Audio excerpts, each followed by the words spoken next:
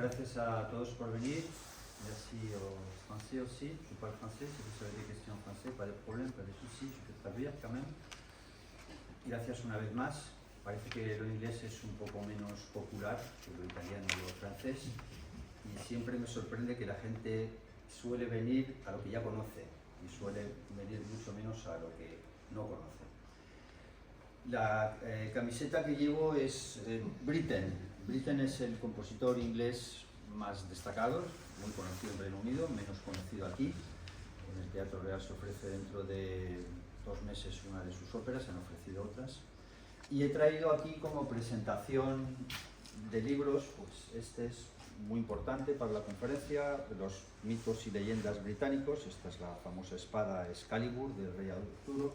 Estas son todas las obras completas de Shakespeare, naturalmente en inglés. Ha habido muchas adaptaciones de obras de Shakespeare en ópera, muchísimas.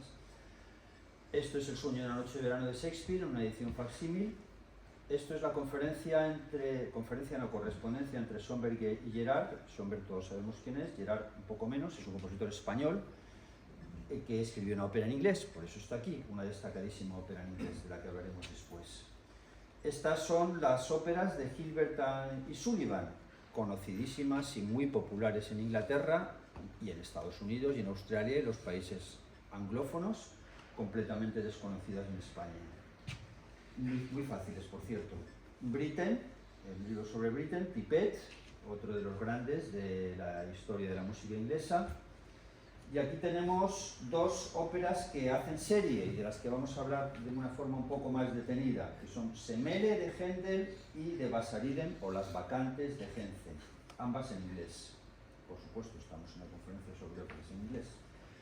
Aquí tenemos Händel de Hércules de Händel, muy apropiado para una ciudad como Alicante, con su equipo de fútbol en 3ª división.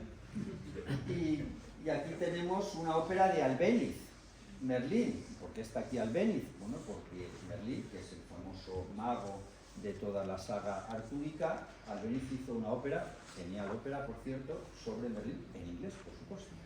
Y esto ya es de plena y total actualidad, porque es una ópera sobre el conflicto israelí-palestino. Se titula La muerte de Klinghoffer y es una ópera relativamente reciente de la que hablaremos después. Hecha esta introducción sobre el material que he traído a la conferencia, siempre reparto un guión. Antes eran imágenes, ahora es más bien un guión. El guión está bastante trabajado, está muy elaborado, puede servir después para los que se llevan el trabajo a casa, como nuestro querido compañero, que siempre estudia mucho y dice que le doy mucho trabajo. Hoy te traigo también bastante trabajo. No es suficiente los que me quedan de vida para Llevas asignaturas atrasadas, ¿no? Llevas asignaturas atrasadas. Bueno, es cuestión de estudiar más, de dedicarle más tiempo. En la página primero está el grupo de WhatsApp que tenemos de conferencias de música. No es en realidad un grupo porque no permitimos comentarios, no es que permitamos, el grupo está estructurado de tal manera que no se pueden hacer comentarios desde un punto de vista técnico y es un grupo solo de comunicaciones. Si alguien no está apuntado y se quiere apuntar, pues me manda un WhatsApp a mi teléfono, es mi teléfono personal. Yo la anoto y simplemente va a recibir una comunicación al mes con la conferencia y luego pasaremos también los vídeos de las conferencias. Mañana estará ya el vídeo de la conferencia de hoy y este mismo guión para el que lo quiera tener digitalizado para facilitar un trabajo pendiente. Vale, entrando entonces en la conferencia en sí. Pero ese guión lo han mandado en un formato que no se me abre en el móvil, es un formato raro. No, yo lo he firmado en un formato de Word. Si no se te abre en el móvil, no sé por qué es, porque es Word. Si quieres me mandas un WhatsApp y vemos, pero es un fichero de Word, normal y corriente. Yo la tenía, la de las óperas, en francés yo lo tenía porque vine. Sí. Pero como lo has mandado a ese grupo sí. de WhatsApp, yo lo intenté abrir, pero no se me abre. Dice debería abrirse, En el ordenador. Sí, en el ordenador descargas el WhatsApp en el ordenador, que va súper bien, mucho más cómodo para trabajar que con el móvil. Y si no se te abre me lo dices, pero no sé qué otro formato podría enviar porque es más simple y sencillo. Es un Word, ni siquiera es un PDF, es un Word normal. O sea que se me abren todos los Word en el móvil, pero a lo mejor la extensión, quizás la extensión haga que en el móvil sea más difícil abrirlo.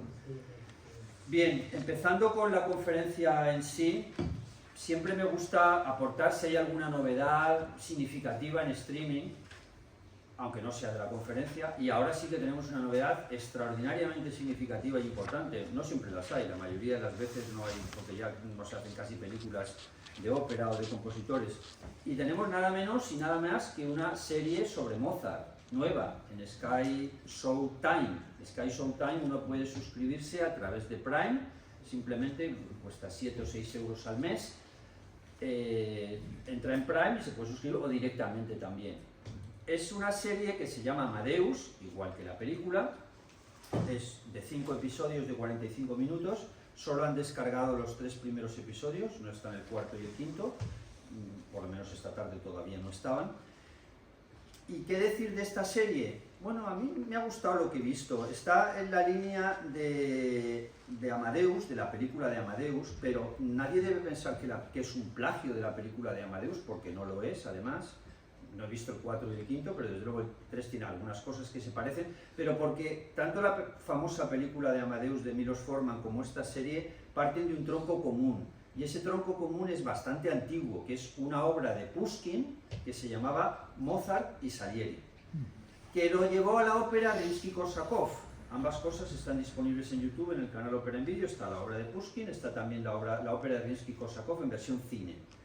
De ahí, muchos años después, un autor que se llama Peter Shaffer hizo, que yo además la vi en París con Roman Polanski haciendo de Mozart, una obra teatral, y de esa obra teatral salió Amadeus. Vale, el origen es lo mismo, es decir, que esta serie de Amadeus trata sobre el conflicto entre Mozart y Salieri, que en parte es leyenda, en parte es real, pero en cualquier caso está muy bien hecha, es de muchísimos medios, está grabada en la Ópera de Budapest y merece la pena verla, indiscutiblemente, porque además hace muchos años que no se hacía una serie sobre Mozart, tantos como muchos años como 1982, digo serie de televisión. ¿Qué es lo que traigo detrás? Y lo traigo detrás porque afortunadamente han hecho una versión restaurada, no he puesto la foto por cierto, esta es la foto de la serie de Amadeus, el oficial teaser. Bueno, aquí tenemos a Mozart y tenemos a Salieri. Y esta es la serie de Mozart que recomiendo plenamente, porque además está en versión restaurada, no solo en DVD, sino que está gratuita en YouTube. Basta entrar en YouTube, pones Mozart, lo que he puesto aquí además, si se copia de aquí, Mozart Miquel Buquet, restauración de 2025, es una serie de 8 horas y media, a mí me gusta mucho más, bueno, me gusta más que la película de Amadeus, es más verídica y además parte del inicio hasta el final, que es lo que me encanta de las series sobre compositores o sobre cualquier personaje histórico. Es decir, cuando nace Mozart, desde que nace hasta que se muere. Desde que tenía 4 o 5 años, que es el primer episodio, hasta que se muere. Está con subtítulos en castellano, aparte de en otros idiomas. Como es una versión restaurada está muy bien, es una serie francesa, por lo cual los que seáis francófonos, pues mejor todavía. Y los que no, pues la ponéis en francés con subtítulos en castellano. Hasta ahora estaba disponible esa serie en una versión muy mala en YouTube de Televisión Española, porque se emitió en Televisión Española, pero se veía y se oía bastante regular. Y en DVD, en alemán y en francés, sin ningún tipo de subtítulos de ningún otro idioma, ni español, ni inglés, ni nada más. Bien, creo que las dos cosas son interesantes. La serie de Amadeus está por terminar. No sé cuándo, he preguntado a ChatGPT cuándo sacan los episodios, pero la contestación que me ha dado no ha sido muy exacta, porque dice que el último salió el viernes y el último no salió el viernes pasado, porque no estaba. Vale, dicho esto, que no tiene que ver con la conferencia, pero sí tiene que ver con novedades, y a mí me parece muy importante lo que hay en streaming, porque hay una cantidad tan grande de información en internet sobre óperas, gratuita además, en su inmensa mayoría gratuita, que las publicaciones y las personas que nos dedicamos a hacer un poco de difusión de esto, pues conviene que hablemos de ello, porque si no, uno no se entera, ¿no? Quiero decir, yo la verdad es que de esta serie de Amadeus me enteré de pura casualidad. Es decir, estaba ahí de repente en Skype, me pone, ¿serie Amadeus? ¿Cómo una serie de Amadeus? Vaya, no sabía que se había grabado, que se había estrenado. Bien, pasamos entonces ya a lo que es la ópera inglesa en sí. Los Tudor, esta es una serie conocidísima, me encanta esta serie histórica, son 33 horas, está muy bien hecha, además lo tiene todo y muy atractiva para cualquier tipo de público. ¿Y por qué la traigo aquí? Primero porque uno de los protagonistas es Talis, que está aquí en el guión que he puesto en la conferencia, 1505 a 1585, aparece en la serie como protagonista, es un compositor, si la habéis visto ya la serie, es un delgado joven que va vestido de negro. Y luego aparece Enrique VIII, y de Enrique VIII es muy conocido que se casó 6 veces, bueno, dicen que matrimonios desastrosos, etc. Bueno, pues eso puede haber opiniones muy diversas sobre el tema, cada uno vive su vida y su sexualidad como estima oportuno, pero lo que es muy poco sabido y habla muy poco la serie es que era un gran entusiasta de la música, que también componía y que tenía un extraordinario nivel cultural. En ese sentido se parece a Alfonso el Sabio en España y a Federico el Grande en Prusia o Alemania. Por tanto, procede aquí también porque tuvo un reinado muy largo, y ese reinado, que además llevó el protestantismo a Inglaterra, como sabéis, fue muy importante para la evolución de la música posterior, y todavía se siente en el sentido de los coros ingleses, etcétera, que traen su causa de aquel momento histórico. Esa obsesión por la música que tenía Enrique VIII, ligada a la obsesión por la sexualidad, se da en personas, como he puesto aquí, de alta sensibilidad, o personas con personalidades intensas, muy intensas y creativas. No siempre en todos los casos es así, pero es relativamente común, y es el caso de Enrique VIII. Era un hombre obsesionado por la música y era un hombre claramente obsesionado también por la sexualidad. Con eso cerramos el siglo XVI, porque no hay más. El siglo XVI es muy antiguo, son los orígenes de la música inglesa, y nos vamos al XVII. Esta es una película de Tony Palmer. Tony Palmer, traeremos otras películas aquí hoy, es el que hizo la famosa película de Wagner, y es una película, pues como el título dice, una película sobre Purcell. ¿Quién es Purcell? Pues podría considerar casi el fundador de la música inglesa o de la ópera inglesa. El fundador es el que hace la primera ópera inglesa realmente significativa. Desgraciadamente vivió muy poco tiempo, vivió solo 37 años. Qué lástima, tantos compositores que fallecen tan jóvenes. Y le dio tiempo a hacer pocas cosas. Traigo a continuación esta película, To Kill a King. ¿Por qué? Porque es justo el momento histórico de Purcell. De hecho, esta película y la otra hacen serie, porque cuando empieza la película se está refiriendo al asesinato, la condena del rey Carlos I. Es muy poco conocido, o menos conocido, que Inglaterra también tuvo su revolución francesa, entre comillas, su revolución que llevó a derrocar al rey y a matar al rey, a ejecutar al rey, no a matarlo con un asesinato, sino a matarlo después de un juicio. Eso es muy poco sabido, porque además ya los monarcas posteriores, después de la pausa de la revolución de Cromwell, los monarcas posteriores fueron completamente diferentes, fueron monarcas parlamentarios, etc. Se dice, no, es que con la Revolución Francesa se acabó la monarquía en Francia. No es verdad, es mentira. Lo primero que los Borbones volvieron después. Después estuvieron Orleans, y después estuvo Bonaparte, Napoleón I, Napoleón II no llegó a reinar, y Napoleón III, que estuvo 25 años. Con lo cual la monarquía francesa siguió. ¿Que después se terminó? Sí. ¿Que esa es una consecuencia de la Revolución Francesa? Bueno, en parte sí o en parte no, porque la monarquía podría haber seguido. Y aquí importa mucho esto también, porque es un cambio político muy significativo en relación con la música. Y de hecho, los protagonistas de esta película sobre Purcell son el propio Purcell, protagonista número 1, y Carlos II, el hijo del rey asesinado. Y está la relación entre ambos, por tanto, procede. Y casi los dos tienen un papel igual de relevante. Por tanto, las dos películas proceden totalmente aquí. Este es un libro mío sobre las 38 obras de Shakespeare en la música. Shakespeare ha sido muy utilizado por los compositores ingleses y no ingleses. Entre los no ingleses destacaría el Otelo y Falstaff de Verdi, dos obras absolutamente maestras. Y esta es la única ópera realmente que puede considerarse ópera de verdad de Purcell, Dido y Eneas. ¿Quién es Dido? Pues la famosa reina de Cartago, que lleva a Berlioz a los troyanos, o Dido, reine immortelle.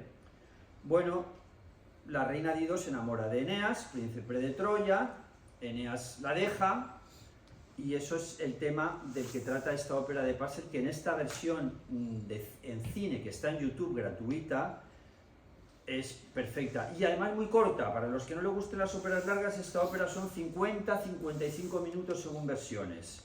Es una auténtica joya del barroco. El resto de Purcell, el problema que tiene es que son lo que se llaman semióperas. Y diréis, ¿qué es eso de una semiópera? Pues en realidad no está bien dicho el título semiópera, es el que se utiliza. Es música incidental, orquestal y cantada para obras teatrales.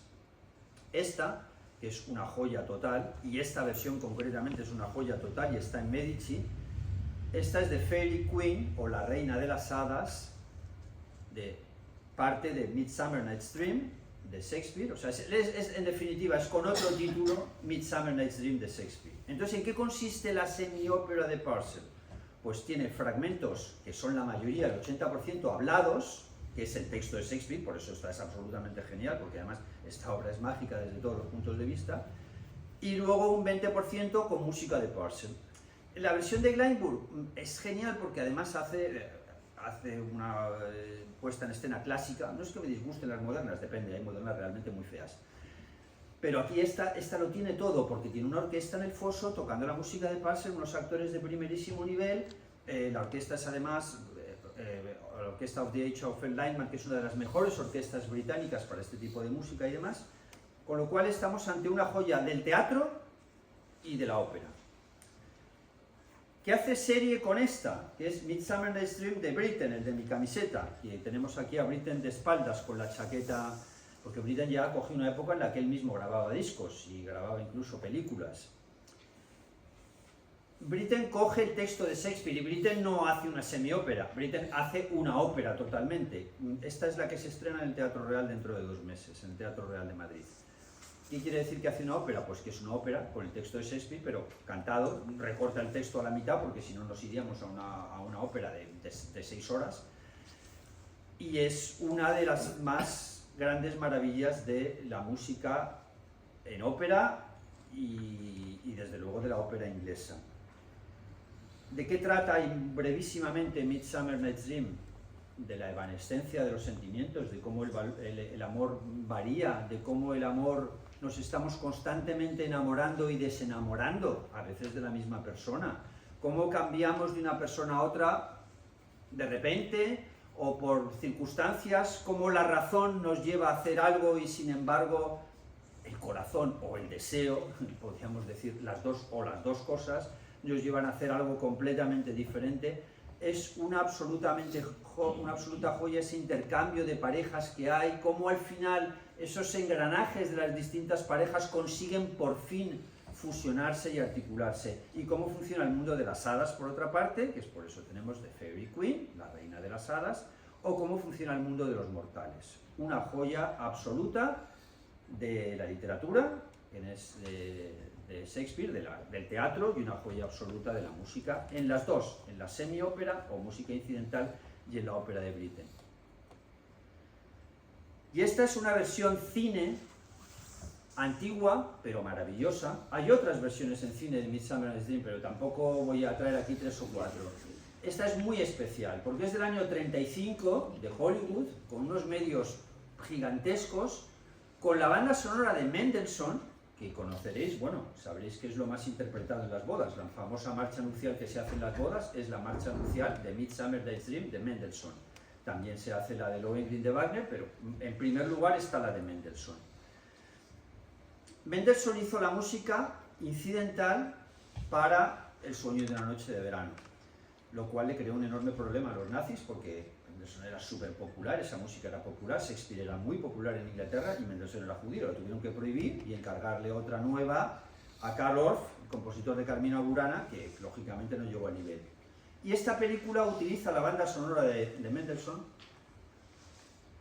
pero como había que arreglarla, había que ajustarla, pues no se la encargan a cualquiera, se la encargan nada menos que a Korngold, uno de los grandes compositores de ópera y de la música en general del siglo XX, que se va a Hollywood y hace allí su primer trabajo en Hollywood, después hizo 10 películas más, ajustando la banda sonora. Es una película total y absolutamente recomendable. Vale, aquí tenemos esta producción, bueno, la siguiente que menciono aquí en el guión es King Arthur, pero lo voy a dejar King Arthur para después con la de Albéniz, porque además aquí el texto de King Arthur realmente no es bueno, y ese es el problema. El texto de Shakespeare es estupendo, pero el texto que utiliza Purcell para King Arthur no es bueno. Y aquí tenemos otra, la última de la relación de Purcell, que es The Indian Queen, o la reina india. ¿De dónde? ¿India de qué? De las Indias de América. Esta es una de las mejores producciones que ha hecho nunca el Teatro Real. No es la orquesta del Teatro Real la que está en el foso, que es una orquesta de segundo o tercer nivel. Y está cuidadísima desde todos los puntos de vista, alteran el contenido original del texto, no la música de Purcell, por supuesto, la música de Purcell no la tocan, y lo llevan a la conquista de España, de las Indias americanas, y a los dos problemas de la conquista, problemas o no problemas. La conquista feroz, digamos, sangrienta, eso es la parte negativa, y el mestizaje, la unión de los dos pueblos. Y es una producción súper lograda, y la música, por supuesto, preciosa. 3 horas y cuarto que están disponibles en My Opera Player, que es la plataforma que tiene el Teatro Real, que no está nada mal, por cierto, no está nada mal, no, está muy bien, es de las plataformas europeas, es la mejor. De teatros de ópera me refiero, porque además trae producciones también de otros teatros, de Glyndebourg, alguna de Salzburgo, etc. Y tiene un coste reducidísimo, pueden ser 7 euros al mes. También se pueden comprar las óperas individuales y por supuesto uno puede darse de alta solo un mes, ver lo que le interesa y luego pues borrarse y apuntarse cuando quiera. He acabado con Purcell y me voy al siglo XVIII, y ahí estoy yo. ¿En dónde? Con Händel, la estatua de Händel, que es el gran compositor inglés, de origen alemán, del siglo XVIII. Estoy en Halle, hace muy poco, hace 3 meses. Halle es una ciudad a 180 kilómetros al sur de Berlín, en la Alemania comunista, la DDR, hoy ya no Alemania comunista, por supuesto. Y esa es una estatua que está en el centro del pueblo porque Händel era de allí. Händel era de Halle, era un compositor nacido en Alemania, educado en Alemania, que en un momento dado se traslada a Londres, que tiene la enorme suerte de que cambia la monarquía inglesa y viene un rey alemán, la dinastía de los Hannover, al que él conocía directamente, y pasa el gran director de música en Londres y el hombre máximo de la cultura en Londres, que era Händel, pues a estar con un rey alemán. Le vino absolutamente de maravilla y consolidó su situación allí. Películas de Händel. He mencionado primero, hay otra ahí, The Great Mr. Händel, está en YouTube gratuita. Me hace gracia porque es una película de 1942, donde aparece Händel, 1942, es decir, plena guerra mundial, donde aparece Händel hablando con acento totalmente alemán, que lo tenía, pero bueno, es un poco gracioso, claro, en pleno conflicto con los alemanes, sacar a un actor haciendo de Händel hablando con acento alemán. Y esta, ahí la siguiente es Gotthard, que pongo en el guión, que no traigo foto, es de Tony Palmer, y esta es la que realmente me interesa, que es Farinelli, el castrato, no sé si la conocéis, pero es una película estupenda, donde aparece Händel como los protagonistas. Es un poco fantaseada la historia en relación con Händel, pero la película está súper bien hecha. Al final está Felipe V, la corte de Aranjuez, original, donde estaban, y Felipe V, que es el primer rey Borbón de España, de los que vienen después. Aparece brevemente Felipe V porque Farinelli estuvo 25 años en la corte de Felipe V en España. Y tuvo su época en Londres con Händel, y por eso la traigo a la película aquí. Obras de Händel.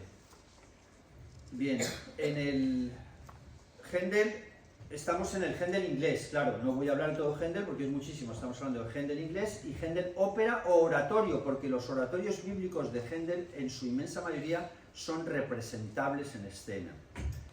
El primero, he traído aquí la relación completa de los oratorios bíblicos y los dramas mitológicos en el guión. No voy a traer ni foto de todos, pero este me interesa destacarlo porque es eso, Israel en Egipto. Trump decía el otro día que había solucionado un problema que llevaba en guerra 3.000 años. Me hizo bastante gracia la frase. Sí, bueno, parece que no, además no está del todo solucionado. Y en cualquier caso, lo que sí que es verdad es que el conflicto, no con los palestinos, sino el conflicto de Israel, Egipto y sus vecinos, pues sí que viene de hace 3.000 años. No es algo que sea precisamente muy reciente. No viene de la creación del Estado de Israel o la refundación en 1948, sino antes. Este es uno de los mejores oratorios de la historia de la música. Es tremendamente popular en Inglaterra. Los coros tienen una presencia enorme y es una obra mágica y de absoluta recomendación y muy fácil. Voy a decir las cosas que sean fáciles y las que sean difíciles.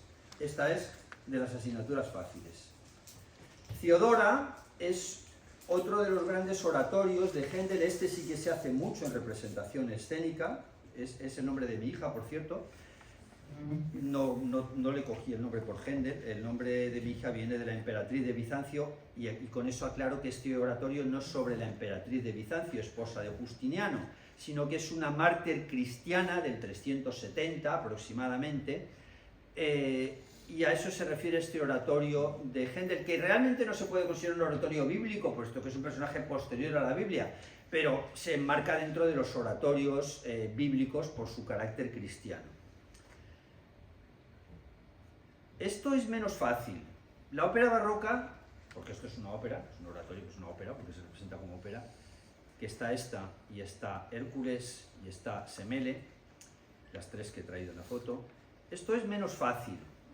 A mí me parece menos fácil. Sin duda a mi amigo Carlos, nuestro organizador, le parecerá a lo mejor más fácil. Pero la ópera barroca, para el que no la conozca, le puede resultar un poco monótono, un poco repetitivo, pero es genial, es genial. Lo que pasa es que hace falta acostumbrarse al idioma. De hecho, en la plataforma del Met de Nueva York no hay ni una, cero. Ni de Händel, ni de Monteverdi, ni de nadie, barroco me refiero. Lo cual quiere decir que, bueno, pues algo será. El barroco en música no es de un estilo así muy ornamentado, como se puede considerar el barroco, no. Lo que pasa es que es muy lenta la acción, los libretos no suelen ser maravillosos, no son como desde luego los de la ópera del siglo XX o del siglo XXI, pero merece dedicarle atención, y dedicarle atención concentrada, porque eso sí que es una música muy fácil de escuchar de fondo. O sea, la pones de fondo, pues bueno, los que conocéis más a Bach, pues se parece. Y en cualquier caso es un compositor genial. Bien, hemos hablado, me he referido a Theodora, y ahora me refiero al Hércules. No al Hércules de Alacant, sino a Hércules en sí. ¿Quién es Hércules? Sería la primera pregunta que habría que hacerse, a la que yo creo que muchos sabríais contestar diciendo pues que pues, era un héroe griego, un héroe de la antigüedad. Sí, con más precisión se podría decir que es un semidios. ¿Por qué es un semidios? Porque es hijo de Zeus, que era un hombre que le gustaba mucho, Semele también es hija suya, es hijo de Zeus y de un mortal, de una humana, en definitiva. Bueno, también Wotan, el anillo de Nibelungo, tuvo hijos humanos. Sigfrido. El mismo Jesucristo, Sigfrido, era hijo de un dios y sí. era mortal.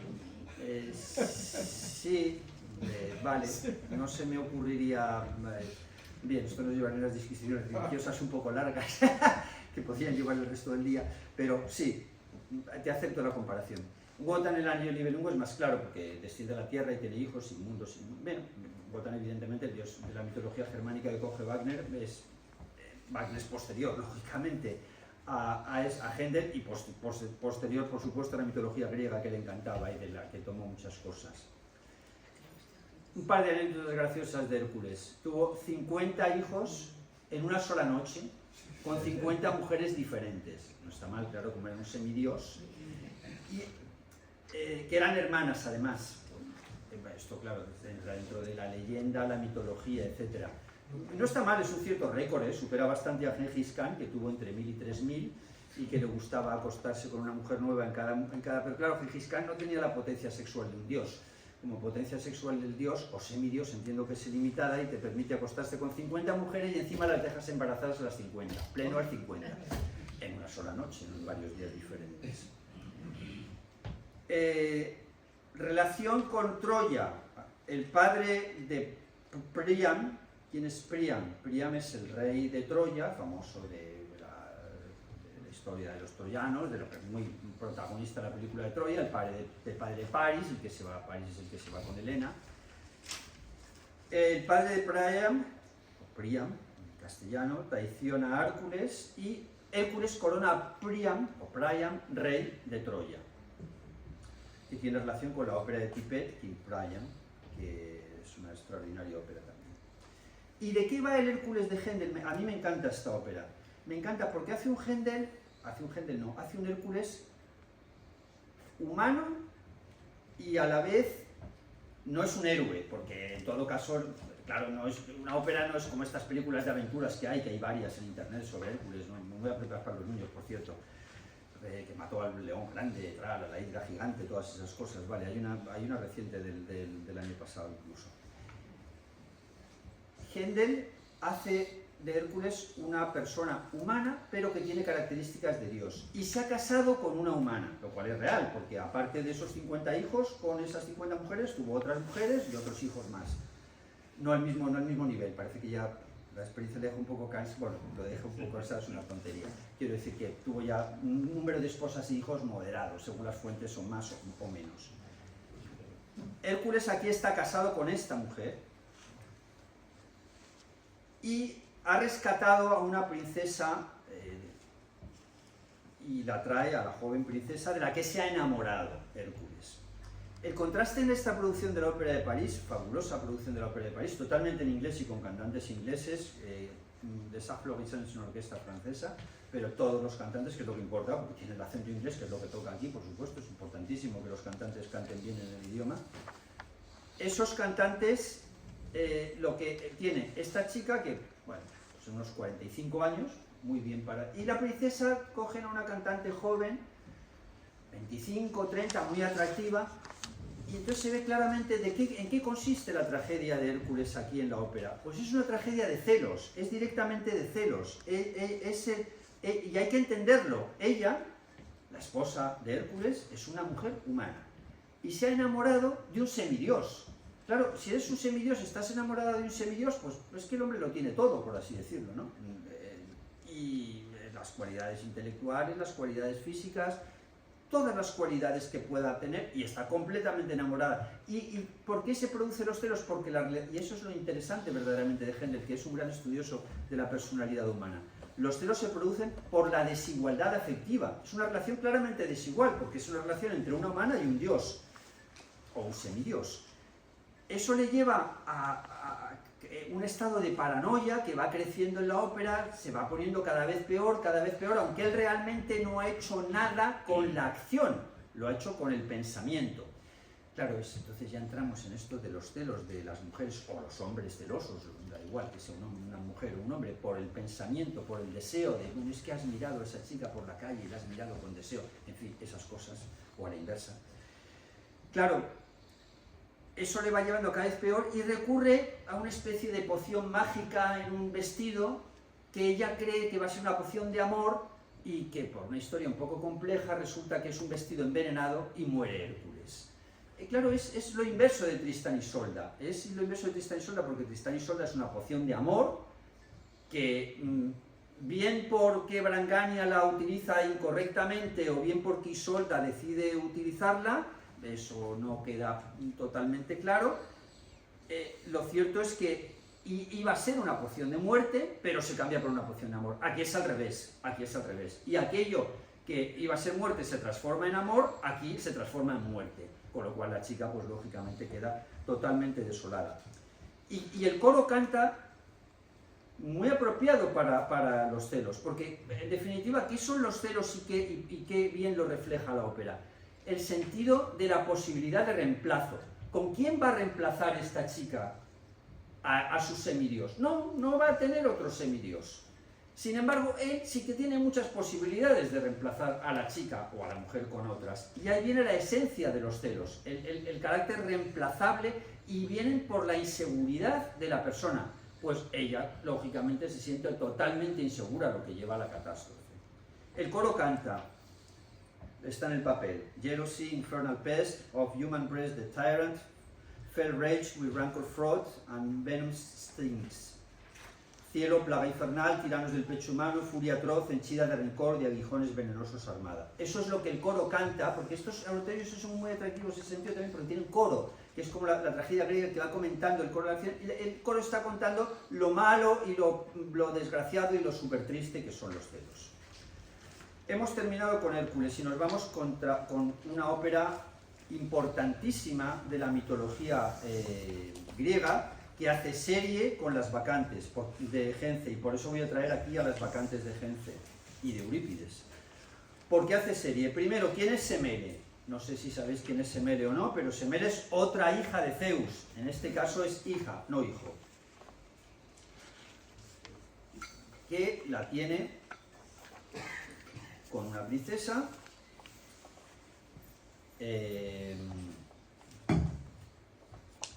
No, lo he dicho súper mal. Retiro completamente lo que acabo de decir, estaba pensando en otra cosa. Semele es la amante de Zeus. Zeus es el dios, se transforma en mortal, acude a la tierra, se enamora de la princesa, en su forma mortal enamora a la princesa. Claro, no conviene mucho presentarse a la chica y decir: hola, soy el dios Zeus, ¿qué tal? ¿Cómo vas por ahí? Pues entonces, que en esa forma la enamora, ella se queda locamente enamorada también por sus cualidades. En este caso no es un semidios, es un dios completo. La performance sexual, en fin, todo el resto de las cualidades, conocimientos máximos, en fin, todas las cualidades que se puedan atribuir al dios máximo de los griegos, que es Zeus. Ella queda totalmente enamorada y la que se enfada mucho y la que tiene el ataque de celos es la mujer de Zeus, Hera, la mujer diosa. ¿Qué hace la mujer de Zeus? Induce a Semele, al amante de Zeus, a que haga la famosa pregunta prohibida, que está en otras óperas. ¿Cuál es la pregunta prohibida? La pregunta que no debe hacer o el deseo que no debe expresar. Semele le pide a Zeus, a instancias de Hera, que la convence: quiero que te muestres ante mí en tu forma de Dios. No quiero seguirte viendo como mortal, quiero verte como Dios. Estoy contando la historia de la ópera. Siento el spoiler. Quiero que te muestres ante mí como un verdadero Dios, en tu forma como eres Dios. Antes de eso le ha dicho: Zeus, quiero pedirte una cosa. Lo que quieras, princesa, lo que quieras, cariño. Cualquier cosa que me pidas te la voy a dar. ¿Te comprometes? Me comprometo totalmente a hacerlo. Al transformarse en Dios, está en la potencia de la fuerza, de la luz, del calor, del sol, en definitiva, que Semele queda reducida a cenizas. Y fallece Semele. En el momento final de la ópera, en los últimos 3 minutos, se anuncia, y por eso hace enlace con Gence, bueno, esta es Semele, esta es otra versión de Semele. En el momento final de la ópera, se anuncia que Zeus ha rescatado al niño del que estaba embarazado, o embarazada, Semele, y que se lo ha llevado al niño para cuidarlo él. Semele ha muerto, lógicamente no, y lo va a cuidar él.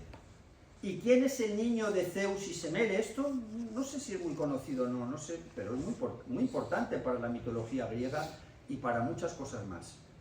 El hijo de Zeus y Semele es Dioniso, o Dionisios, yo no sé ya con tantos nombres en español y en inglés ya, al final no sé si los digo bien o cómo los digo. Dionisos, ¿vale? Así quizás se entienda más. Que es el protagonista fundamental y el que está ahí vestido de blanco de esta ópera de Basaris. Si la traducimos es Las Bacantes, en español podríamos decir Las Bacantes, eso se entenderá mejor, en inglés también se puede decir de Bacchae. Es una de las grandes óperas del siglo XX y unas grandes obras de la historia de la música. Y el de blanco, como digo, es Dionisos. Y hace serie totalmente con Semele. ¿Por qué? Porque Dionisos llega a Tebas y la gente se ríe de él. Dice: a ver, ¿qué estás diciendo tú? Que me estás contando que tú eres hijo de Zeus. Venga, ¿qué chorrada es esa? Que tu madre era Semele. Venga, eso no se lo cree nadie. Le expulsan de Tebas y él, indignado, claro, es hijo de Zeus y de Semele. ¿Qué quiere decir? Que es hijo de un dios y de una humana. Por tanto, ¿qué es? Un semidios, lo que era Hércules. Por tanto, tiene unas cualidades también muy especiales en todos los sentidos que no tienen los humanos. Y esta ópera, cuando narra Las Bacantes de Eurípides, que es siglo V a.C., ya entraba en un momento de conflicto político de Grecia, cuando Grecia estaba en una situación compleja, guerras y demás. Pero cuando la hace Gence en 1966 en inglés, porque es una ópera inglesa, ya lógicamente ha cambiado mucho la sociedad. Ya estamos después de la Segunda Guerra Mundial, ya está el conflicto en Vietnam, y Gence hace una adaptación todavía más política de la historia.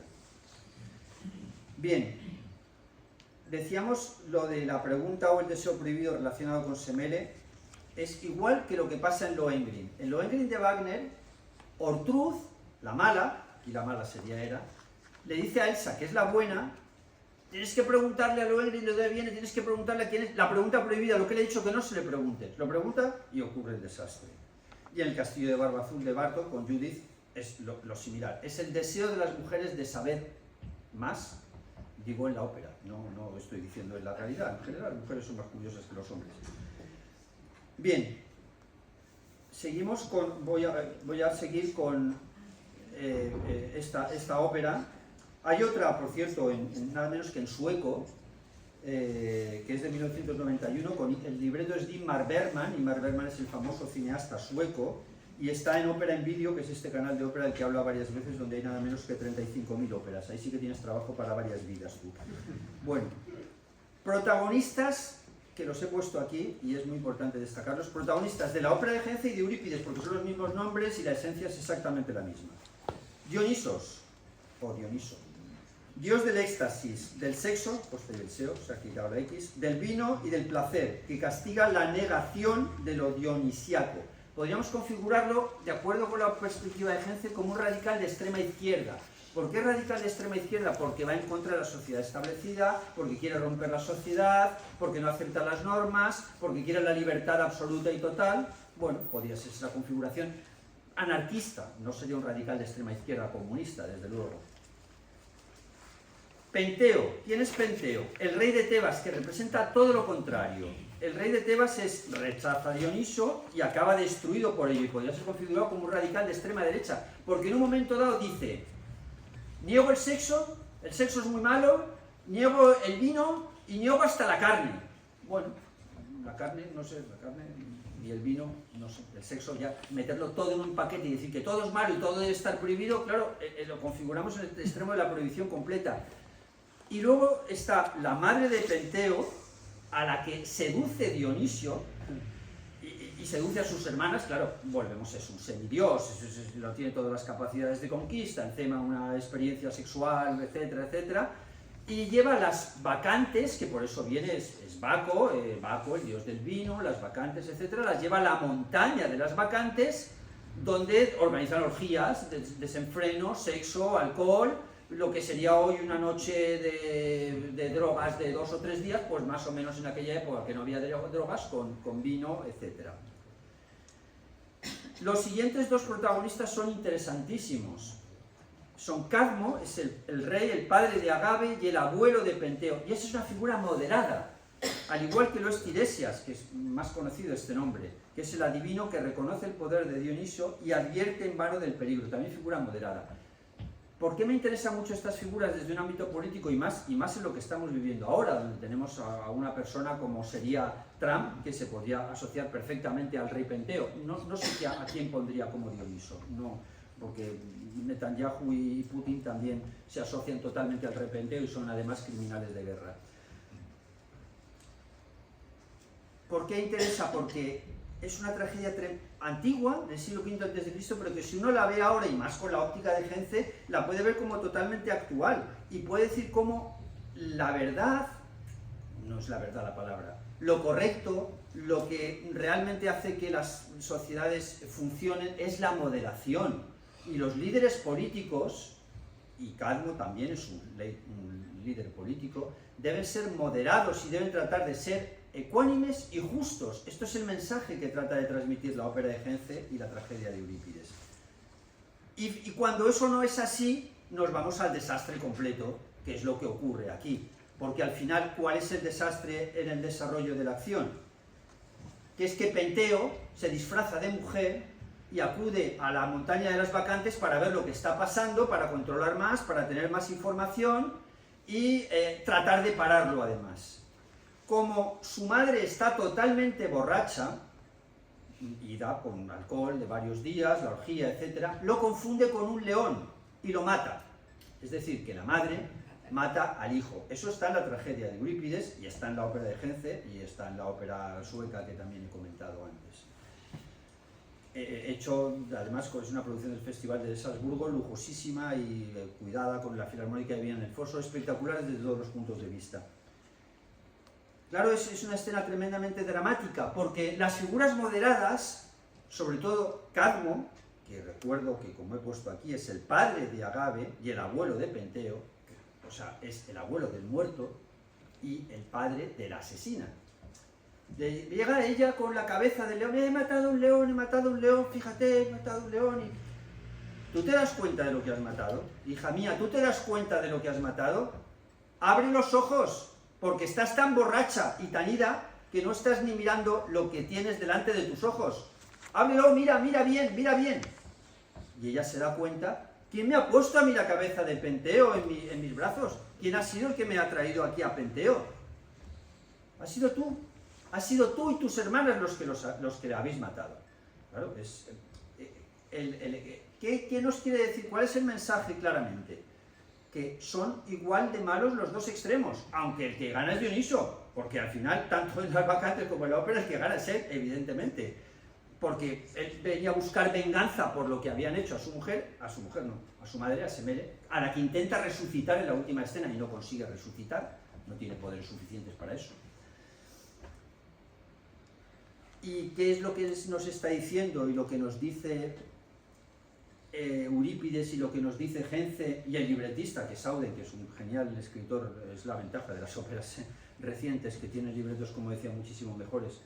Pues nos dice que hay que ser moderados y que no es bueno ni una cosa ni otra. Que no son buenas las orgías desenfrenadas con vino y alcohol de 2 días, 3 días, en donde pierdes absolutamente la razón y donde unos se acuestan con otros, hombres, mujeres, etcétera, sin distinción de sexo. Ya sabemos que a los griegos les daba absolutamente igual eso el sexo. Había una homosexualidad enorme.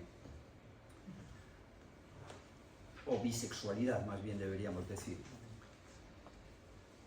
Y que a la vez la represión también es muy mala, la represión exagerada, porque Penteo, al ir y reprimir eso, al prohibirlo absolutamente, al mandar al ejército para que los detenga, ¿qué hace? Crea más rebelión y crea que al final se llegue al desastre.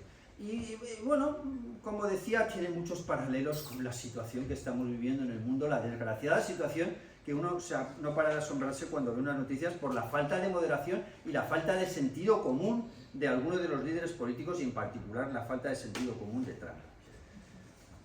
Bien, he acabado con esto y nos vamos a otro tema totalmente diferente.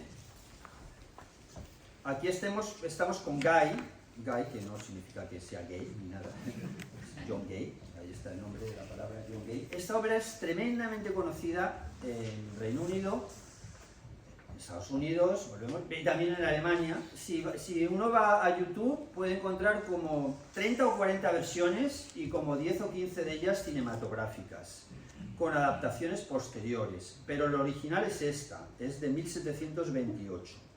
Es una sátira de la ópera italiana y de la sociedad londinense del siglo XVIII. Entre las versiones que se han hecho después está esta, de Britten, Gay Britten, que Britten la adapta, y mucho más conocida es esta, este es Bertolt Brecht en Berlín, esto está en el centro de Berlín, al lado del Teatro de Berlín. Brecht es un literato alemán del siglo XX que después de la Segunda Guerra Mundial había sido expulsado por los nazis y decide volver a Alemania, pero en lugar de volver a la Alemania occidental, capitalista, vuelve a la Alemania comunista y se instala en el Berlín comunista, donde trabaja y fallece.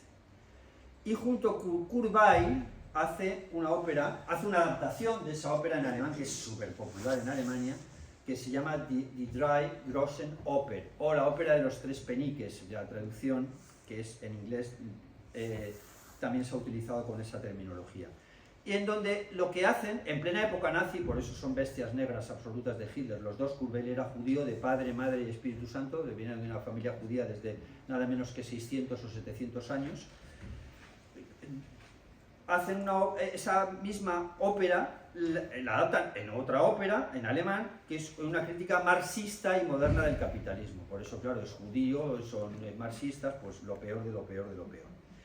Y esta versión inglesa, que aquí estamos en una conferencia sobre ópera inglesa, bueno, el original es inglés en cualquier caso, o sea, esto es inglés, por supuesto, esto es inglés, y esto es inglés. Estos son 2 actores muy conocidos, es Raúl Julia y Julia Migenes. Julia Migenes no es solo actriz, es cantante de ópera, es la que está en la famosa película Carmen de Bizet. Es una película preciosa que está gratuita en YouTube, poniendo así simplemente Mac the Knife, 1988 Full Movie, y esto sí que es súper fácil, esto que nadie piense que es complicado, esto es de primer curso. muy agradable de escuchar, melodías muy pegadizas y además el texto soberbio en la adaptación y amplísima y total recomendación.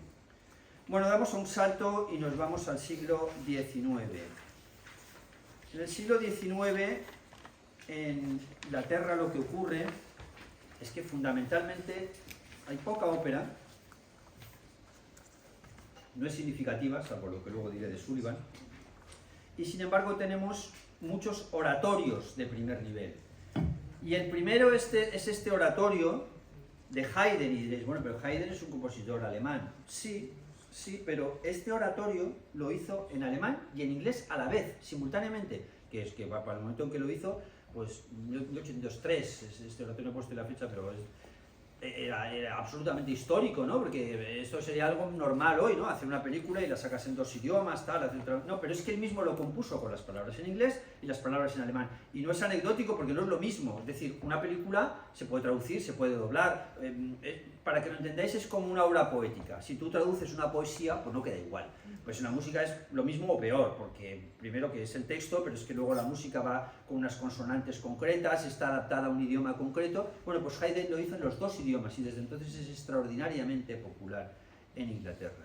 Esta es una versión para mí muy querida porque es la del Festival de Pascua de Salzburgo, en que entregaron a los abonados este CD, y es una de las grandes obras de la historia de la música, y también muy fácil. Y esta es, diría que, bueno, igual de fácil e igual de genial o más. Esto es una de las grandes joyas, súper popular en Inglaterra, es la segunda en popularidad después del Mesías. Y de nuevo me diréis, Mendelssohn, ¿y Mendelssohn no es alemán? Sí, vale, Mendelssohn es alemán, pero es que esto lo hizo en inglés. Luego, más adelante, hizo otra versión en alemán, la de Haydn es simultánea. Y se interpreta tanto en inglés como en alemán. Esta es en inglés y es una versión memorable desde todos los puntos de vista. ¿Quién es Elías? Bueno, no creo que necesite mucha explicación, es un famoso personaje de la Biblia o de la Torá o de lo que aquí se llama como Antiguo Testamento. Bien, no me puedo detener lo que merecería. Y aquí nos vamos al Albéniz. Y aquí otra vez me vais a decir, bueno, y aquí, ¿qué me sacas a mí Albéniz? Si Albéniz es español. Bueno, pero es que Albéniz es español, pero resulta que las óperas las hizo en inglés, que esto es muy poco sabido.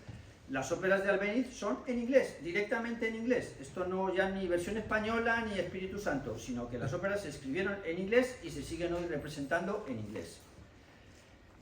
Aquí tenemos la primera que he puesto es The Magic Opal, 1893, inglés total. Pepita Jiménez, suena españolísimo, ¿verdad? Muy español, pues es en inglés. Y Henry Clifford, suena más inglés, pero es también en inglés. Y quiero decir que está cantada en inglés, aunque lo toque la Orquesta Sinfónica de Madrid, da igual que lo toque la Orquesta de Madrid, porque las orquestas da lo mismo, las orquestas son internacionales, no suenan de una manera concreta con el idioma, lo que importa es lo que se canta. Y además esta es una ópera histórica inglesa sobre la guerra entre las casas York y Lancaster, la que se conoció como Guerra de los Rose, que es la misma historia que esta serie que recomiendo plenamente, que es anterior a los Tudor, anterior históricamente me refiero, porque además la serie termina con la coronación como rey de Enrique VII, que es el padre de Enrique VIII, con lo cual hace serie, pero al revés, me refiero, al revés, que habría que ver esta primero y luego habría que ver la otra. Y está súper bien hecha, es una historia muy bien contada, muy bien adaptada. Está Ricardo III, el famoso Ricardo III de Shakespeare, aunque no con las connotaciones tan negativas que le pone Shakespeare. Bueno, pues eso es la ópera Henry Clifford del gran compositor español Albéniz, quizás el más grande de todos los compositores españoles. A mí me gusta más que Falla. Y a continuación tenemos Merlín, que está ahí, y aquí está en foto más grande. Ivano Merlín, Isaac Albéniz, de Madrid Symphony Orchestra, José de Eusebio y del Teatro Real de Madrid. Lo que pasa es que es de la BBC. Y lo gracioso es que ese DVD de la BBC no tiene absolutamente ningún comentario en español. Y la ópera, por supuesto, está cantada en inglés. Está disponible en la plataforma del Teatro Real en My Opera Player con subtítulos en español. ¿Y de qué trata Merlín? Pues Merlín es la leyenda artúrica, Merlín es el rey Arturo, Merlín los protagonistas de la ópera son el rey Arturo y Merlín. Albéniz lo que pretendía hacer era una trilogía tipo Wagner. Wagner hizo 4. 1 Merlín, 2 Lancelot, 3 Guinevere. Merlín la terminó, Lancelot dejó unos fragmentos inacabados y la otra no la llegó a hacer por falta de patrocinadores.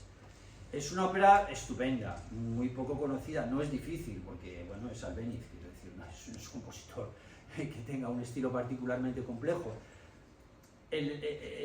Como he dicho, se canta en inglés. Aquí eligen una Guinevere que me parece acertadísimo, es una chica joven, guapísima, y digo que me parece muy acertado porque hay una gran diferencia de edad entre Guinevere o Ginebra, en español, la reina Ginebra, que suena muy raro esto de la reina Ginebra, pero bueno, con el rey Arturo o King Arthur, una gran diferencia de edad que aquí en la ópera sí que se ve. Y como ya Merlín le advierte de los peligros y demás. Es estupenda, es una ópera de un gran compositor español cantada en inglés. Y películas sobre el tema, porque siempre me gusta traer películas, traigo muchas hoy porque, bueno, es tan denso el tema. Esta me encanta y ya la he traído alguna otra vez, pero aquí procede totalmente porque es la misma historia. Es la historia de British Myths and Legends, pues Excalibur. Esto es Excalibur, esta es la misma espada que esa espada. ¿Y de qué trata la película? Pues toda la historia de Arturo, pero esa está muy bien porque coge el padre de Arturo, o Arthur, coge el nacimiento, su educación, etc. Y toda la música es casi todo Wagner y algunos fragmentos de Carmina Burana, 90, que no suenan mal aquí en el contexto. 90% es Wagner. En muchos momentos el director deja simplemente sonar la música, acompañando las imágenes visuales, y es una de las grandes joyas de la historia del cine. Esta es la misma, es Lancelot, este es el rey Arturo, aquí sí que tenemos una edad considerable, aquí se nota la diferencia de edad con la reina Ginebra y con Lancelot, que debería ser más joven en realidad, hasta Richard Gere, y este es Sean Connery. Esta es una película más comercial, no está mal, un pelín de cine de adolescentes, un poquito de batallitas de más, pero no está mal en cualquier caso y de muchos medios.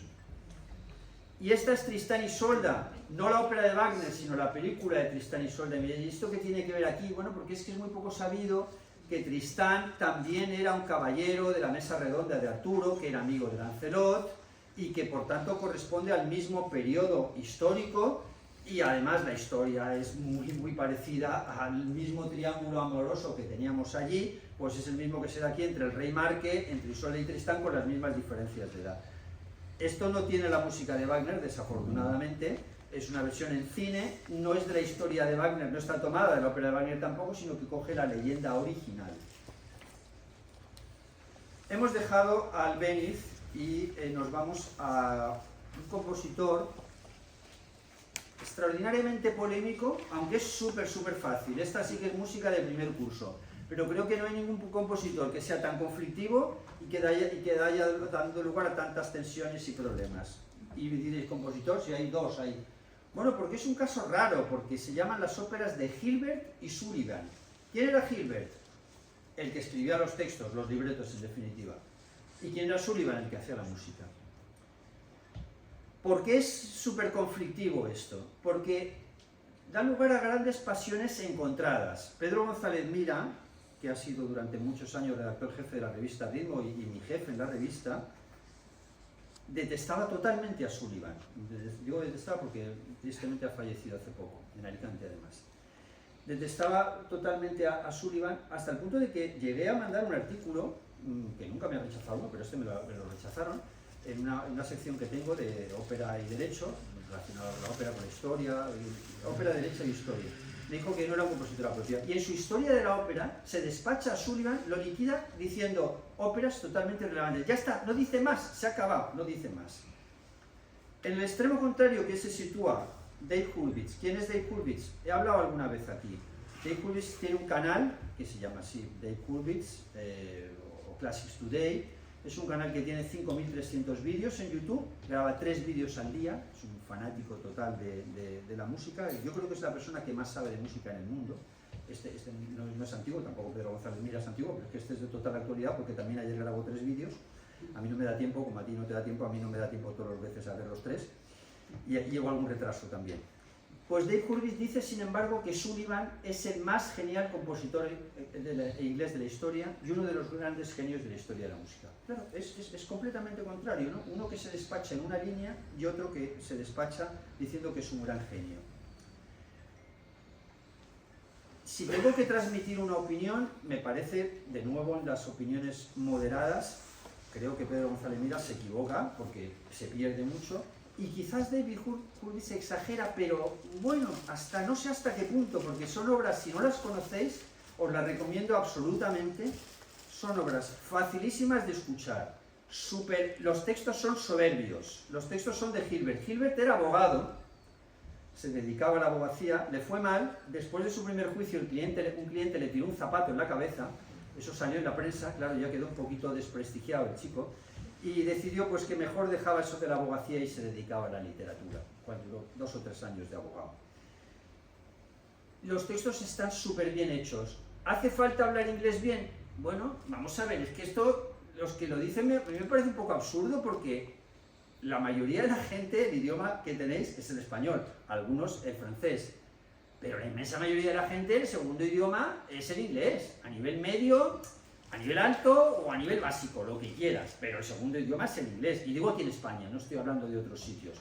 Claro, entonces es un poco absurdo que me digas que hace falta hablar inglés, es que si no hablas inglés no se entiende bien, pero bueno, eso pasa con todo, y hay una cosa que se llama subtítulos, que si tienes un nivel suficiente de inglés, lo puedes poner en inglés, más genial para aprender, y la ópera es yo he aprendido muchos idiomas con las óperas, muchos, porque se te acaba quedando en la cabeza, es repetitivo, lo vuelves a escuchar, y estas óperas tienen texto. Dicen que son operetas, ¿vale? ¿Y qué es una opereta? Yo tengo una conferencia que he llamado operetas, pero en realidad no me gusta llamarles así. Propio de Hurwitz dice que son óperas, ¿vale? ¿Por qué? ¿Por qué dicen opereta? Primero porque es cómica, una razón, y segundo porque tiene una parte de diálogo.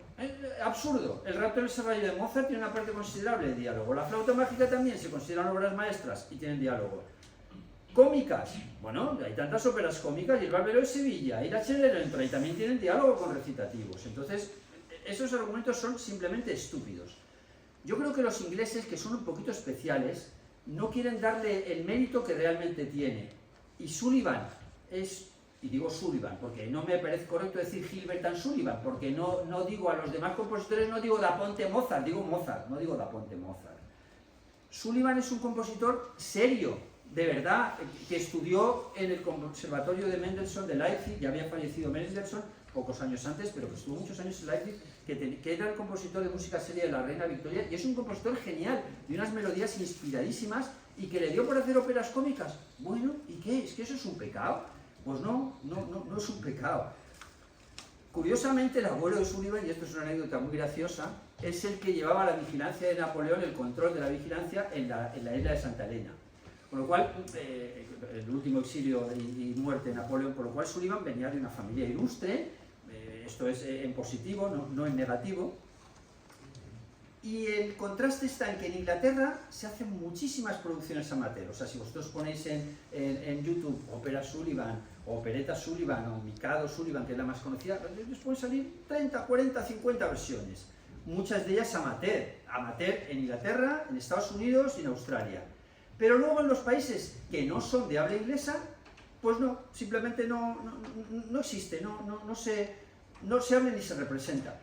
Y más paradójico todavía, en las instituciones serias, entre comillas, de los países de habla inglesa, como podría ser la principal, el Met de Nueva York y la Royal Opera House en Londres, no se representa, directamente no se representa. No lo entiendo. El otro día se lo pregunté a Dave Hurwitz, en un chat de estos que tiene, le dije, Dave, ¿cuál es la explicación que no se represente y tal? No entiendo, porque dice, es absurdo. Yo tampoco lo entiendo, no tiene justificación alguna.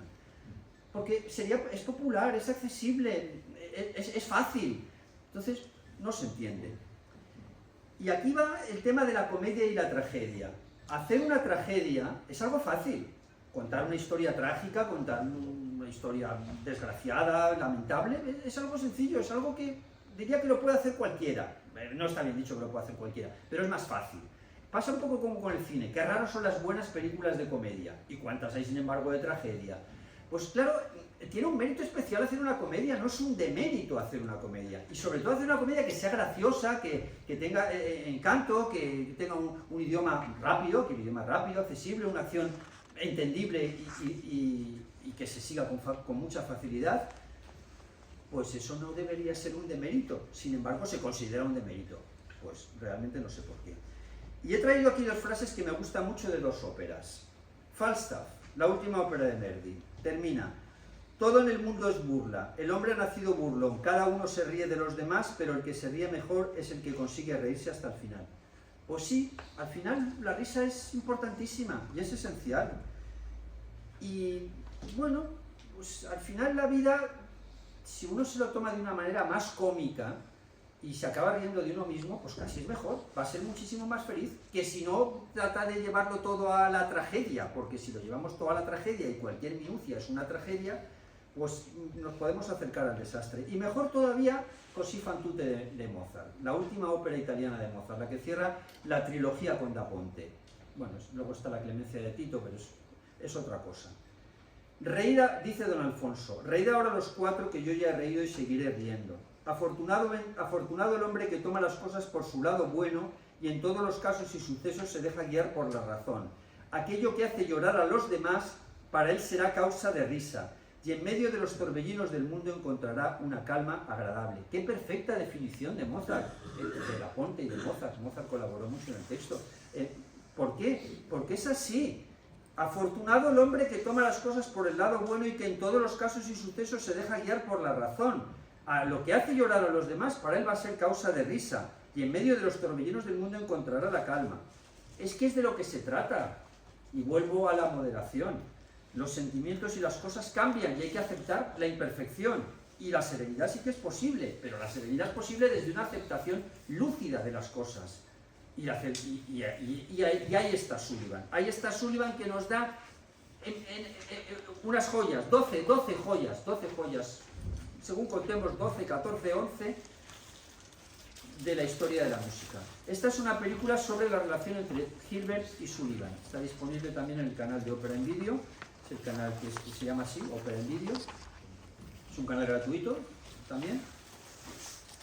Y esto que traigo es una maravilla, que está disponible en internet, y solo merecería la pena venir a esta conferencia por poner este link, tal y como lo he puesto. De Mikado 2015, Hilbert and Sullivan, ENO. ¿Qué es ENO?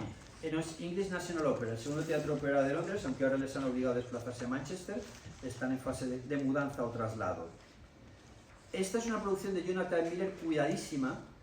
Desafortunadamente tiene subtítulos en inglés solo en las partes cantadas, o sea que si uno no habla inglés lo va a tener un poquito más complicado, pero para los que habléis inglés es una joya, está hecho, es graciosa, es para, cuando terminas, como para volverla a empezar. Y yo recuerdo, cuando trabajaba de becario en la London Symphony, tenía 19 años, en tareas administrativas, que estaba en la London Symphony ensayando un ciclo de películas, que son las que traigo a continuación, que son estas.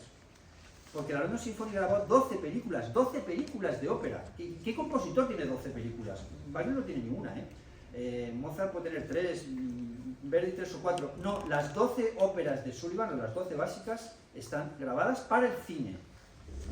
Con medios quizás no demasiado lujosos, pero con una orquesta de primerísimo nivel, que importa más.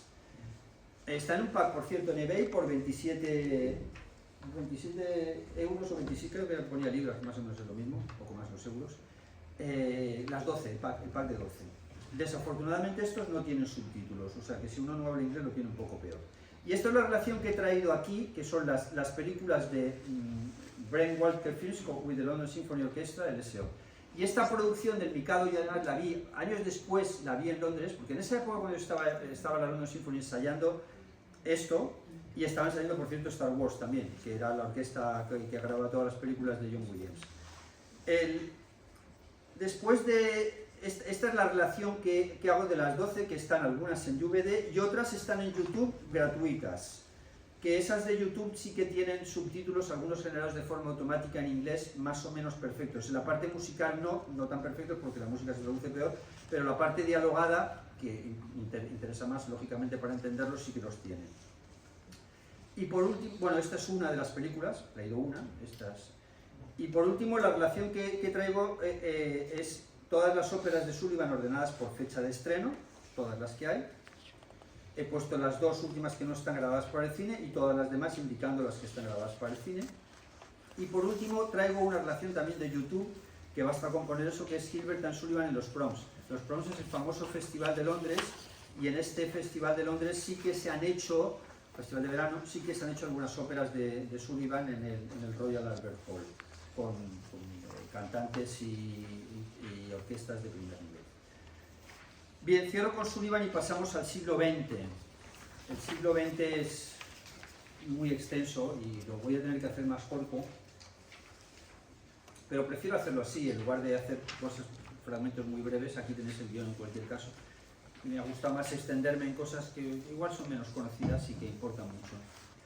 Esta es una película de muy reciente estreno, todavía no está disponible en plataformas aquí, está en Prime, pero en Prime de Estados Unidos, o sea que no se puede ver aquí de ninguna manera, a no ser que tenga un amigo con una cuenta tarjeta de crédito en Estados Unidos, porque es bastante complicado, bueno, bastante complicado, no imposible, sino se estrenará pronto. Es sobre Elgar, el coral es sobre el gran oratorio de Elgar, The Dream of Gerontius, que sí que viene aquí, bueno, esto es una película de Elgar, y Ralph Fiennes es el que hace de Elgar. No conozco la película, no la he visto, solo he visto el tráiler y he visto algunas críticas que son muy buenas.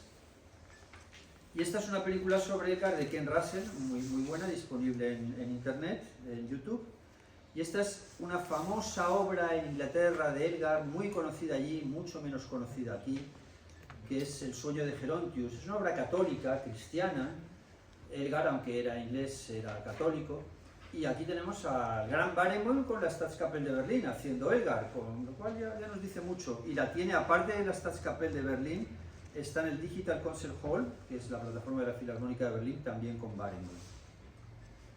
Pues este es Elgar. El Dream of Gerontius no es una ópera, en realidad es un oratorio que se acerca a la ópera y que es representable perfectamente. Y es una obra, esto también es fácil, muy fácil, brillante, espectacular, es la obra maestra de Elgar, muy conocido por otras obras más accesibles, más accesibles, más populares es la palabra, no más accesibles. Tiefland, pues Tiefland es una ópera de un compositor inglés que se llama Thalberg, que nace de una novela catalana que se llama Terra Baixa, muy popular en Cataluña, muy estudiada en los colegios en Cataluña, de Ángel Guimerá, es lo que se conoce como la Reinacença catalana. Y esta es una versión cine que hizo Leni Riefenstahl. ¿Quién es Leni Riefenstahl? Es la cineasta de los nazis. Esto no es buena propaganda, pero esta ópera se graba durante la Segunda Guerra Mundial, la película se graba durante la Segunda Guerra Mundial, película de la ópera, que coge fundamentalmente las partes orquestales, y se estrena sin embargo en el 54, muy polémica porque utilizaron prisioneros gitanos. Sabéis que los nazis también llevaban los gitanos a los campos de concentración, que son los extras que hay en la película, y después de usarlos en la película los llevaron a un campo de concentración y los mataron. Y eso dio lugar a juicios, o sea que si alguno ve la película, que está en internet, gratuita, pues puede entristecerse de la suerte que ocurrió a la mayoría de las personas que aparecen en esa película, o mejor dicho, los extras que aparecen en la película, pero que aparecen en bastantes momentos de la misma.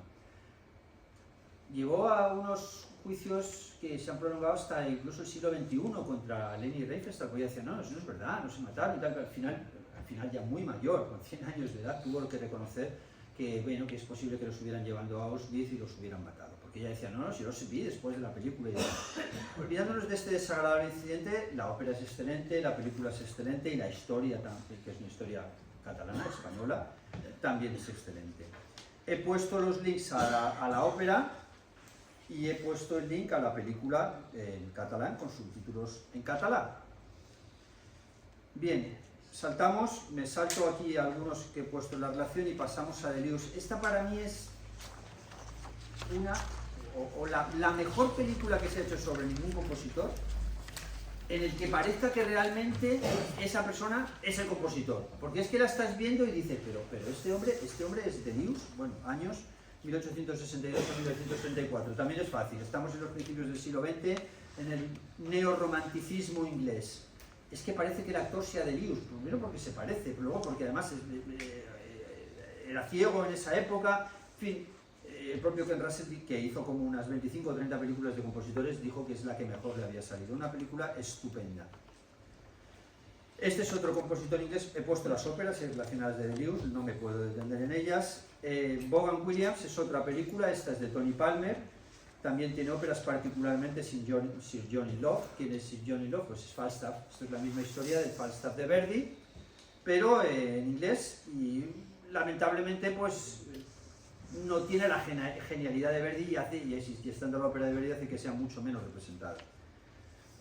Este es otro grandísimo compositor inglés, una película también de Tony Palmer, William Walton, que tiene esta ópera también de Shakespeare, Troilus and Cressida, es una ópera, texto de Shakespeare, sobre un episodio de la guerra de Troya. Magnífica ópera que merecería representarse muchísimo más. Este es Kurt Weill, este es un libro mío sobre Kurt Weill. Kurt Weill es alemán, pero era judío. Es el de la ópera de los tres peniques o Die Drei Großen Oper. El que está aquí es Kurt Weill y a la izquierda está su mujer, izquierda-derecha, según para vosotros es derecha.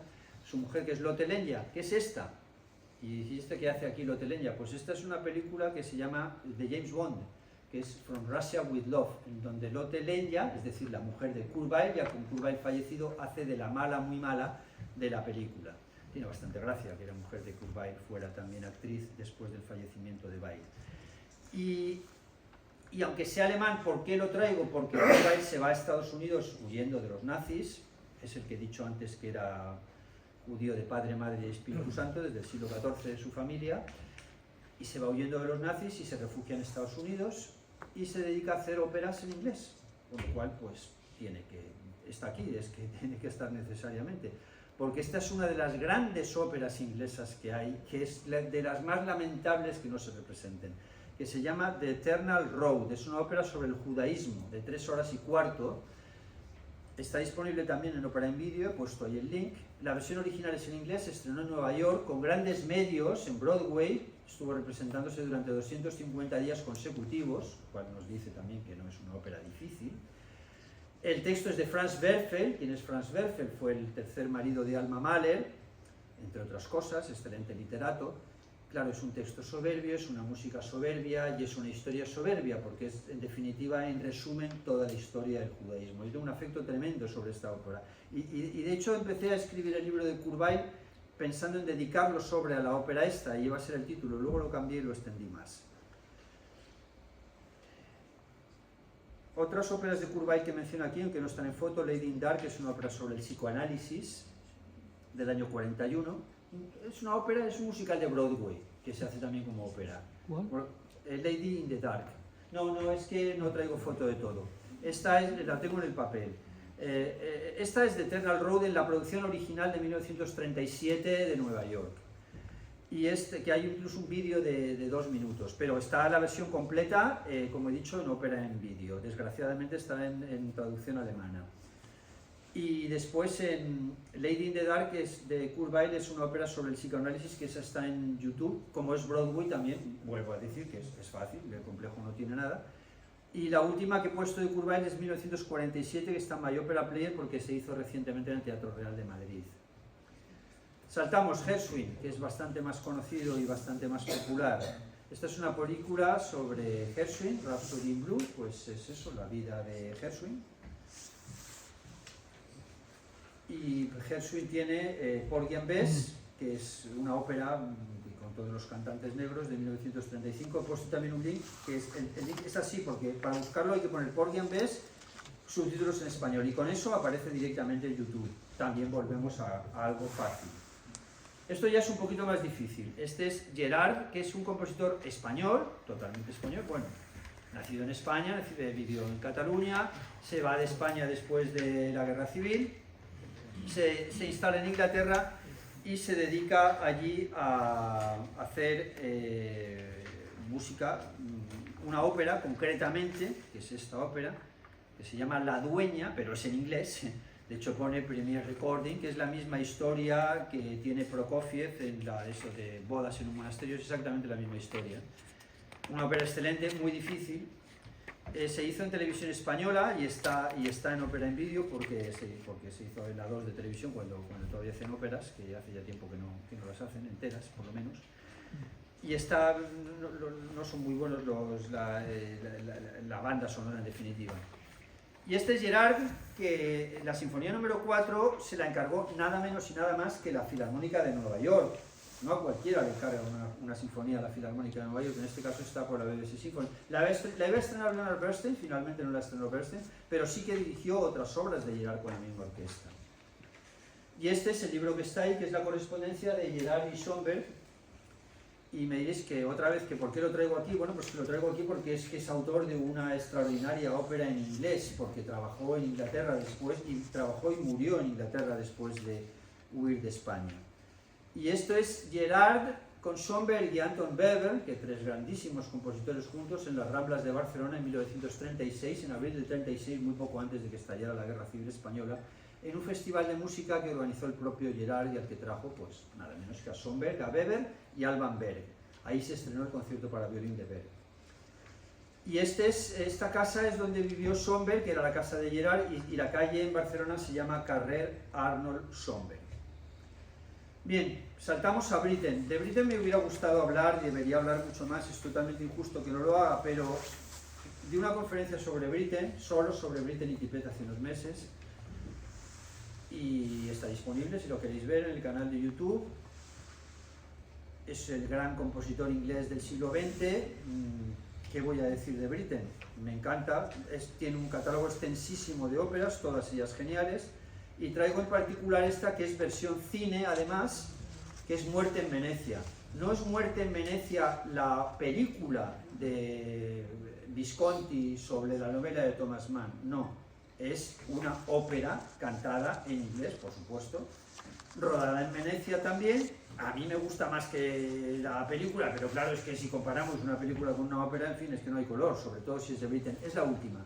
Es un canto a la homosexualidad, que la novela también lo es, la película lo es, porque Britten era homosexual, vivía con Peter Pears, que era el cantante que estrenó esta y otras óperas, y también tenía una gran inclinación por los jovencitos, sin que eso pasara al parecer a mayores, quiero decir que era simplemente una inclinación platónica, afectiva, sin nada más, y es lógicamente el tema, por lo cual es muy autobiográfica, porque como sabéis es el tema también de la película, y ahí tenemos el jovencito y el mayor. Stravinsky, pasamos a Stravinsky. Esta es una película sobre la relación entre Stravinsky y Coco Chanel. Y me diréis, ¿por qué Stravinsky? Bueno, porque Stravinsky tiene una ópera maravillosa en inglés. De hecho, es la única ópera larga de Stravinsky, que se llama así, The Rake's Progress, o El progreso de un libertino.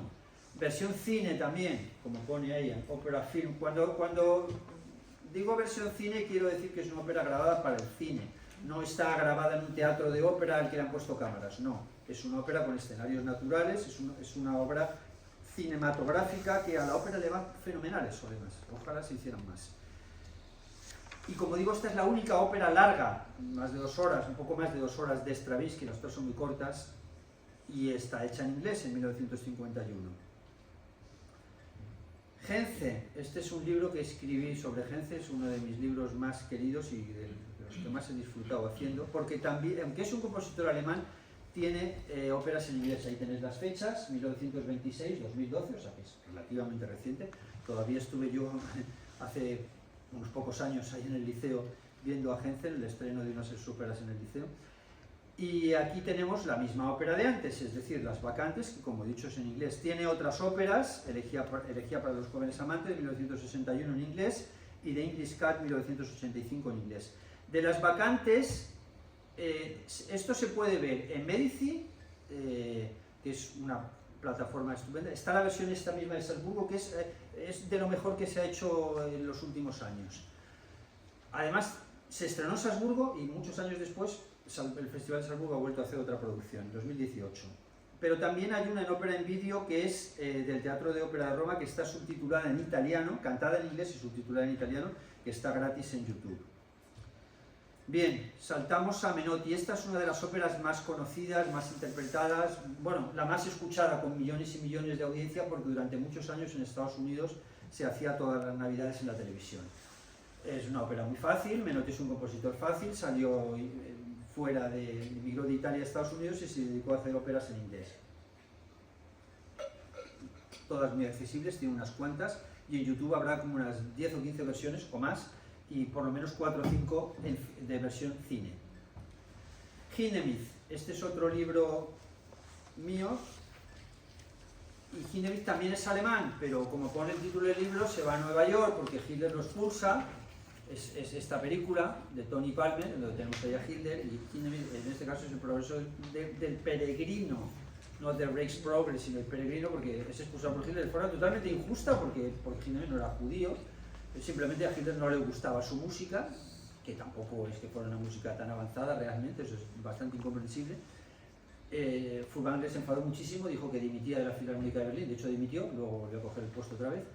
Y Hindemith se fue a Estados Unidos y allí hizo una ópera estupenda en inglés que se llama The Long Christmas Dinner, que también está disponible en YouTube. Por eso lo traigo aquí, es alemán, pero aquí estamos hablando de óperas en inglés. No nos importa la nacionalidad del compositor, de hecho estamos recorriendo unas cuantas nacionalidades, incluida la española.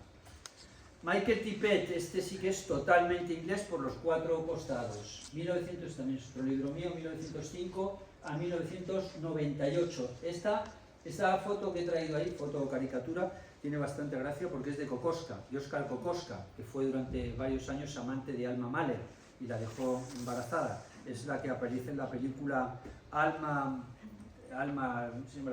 y Oscar se llama la película, y también es La novia del viento. Pues ese es el mismo Oskar Kokoschka que dibujó a Tippett, porque este Kokoschka vivió la tira, vivió 97, 98 años. Iba mucho a Madrid a visitar el Museo del Prado. Bueno, Tippett también dio una conferencia, con lo cual, pues, qué pena no poder hablar más, también la tenéis en YouTube, y esta es una de la ópera más conocida, muy accesible. Las otras son bastante más complicadas, me encantan, pero son muy complicadas, y esta, sin embargo, es muy accesible, es una reelaboración moderna de la flauta mágica, de 1955. En la última, New Year, de 1989, sacaste una nave especial. Esta es una película y un compositor mucho más conocido, es Leonard Bernstein.